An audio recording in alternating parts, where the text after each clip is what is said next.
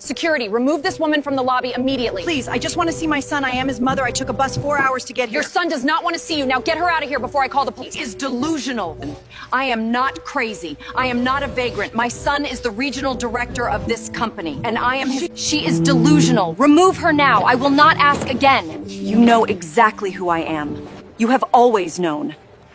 Call him. Just call my son and ask him if he wants his mother removed from this building. He is in a meeting and cannot be disturbed for this. Then I will wait right here until that meeting is finished.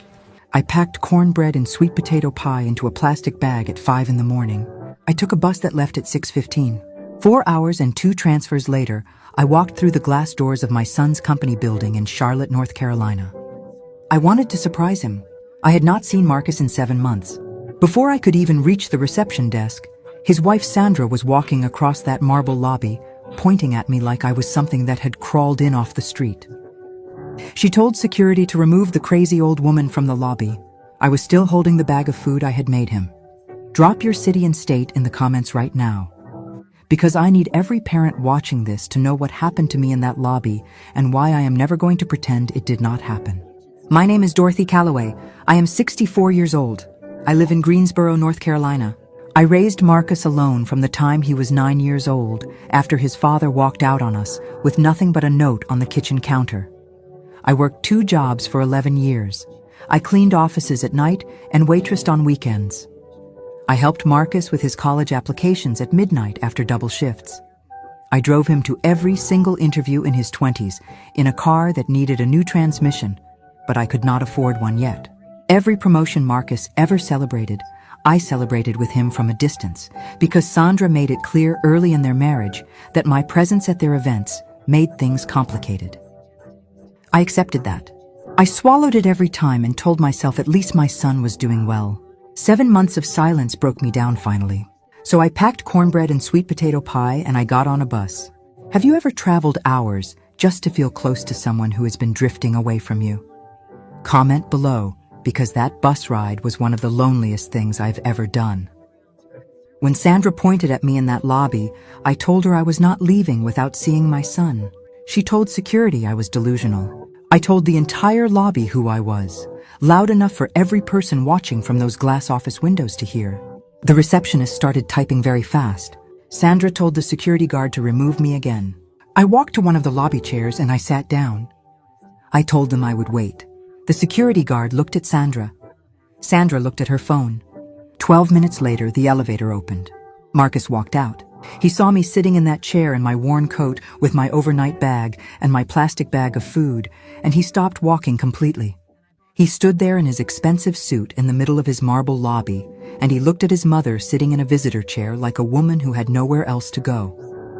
His face did something I had not seen in years.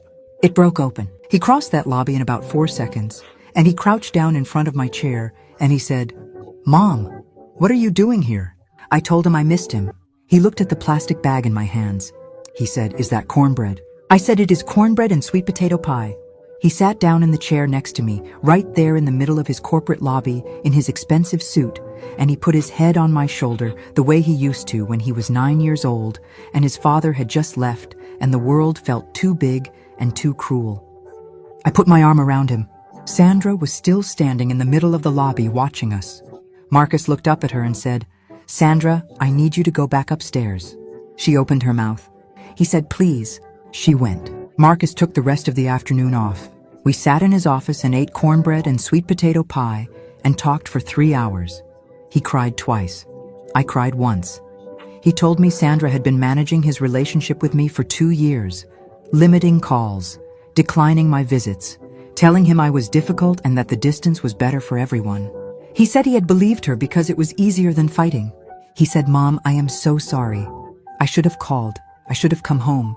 I told him sorry was a start. Marcus came to Greensboro 3 weeks later without Sandra. He stayed for 4 days. He fixed the leak under my kitchen sink that had been dripping for 8 months. He mowed my lawn. He sat with me on the porch in the evenings, the way we used to before Sandra decided I was complicated. He is coming back next month. Sandra has not called me. I have not called her either.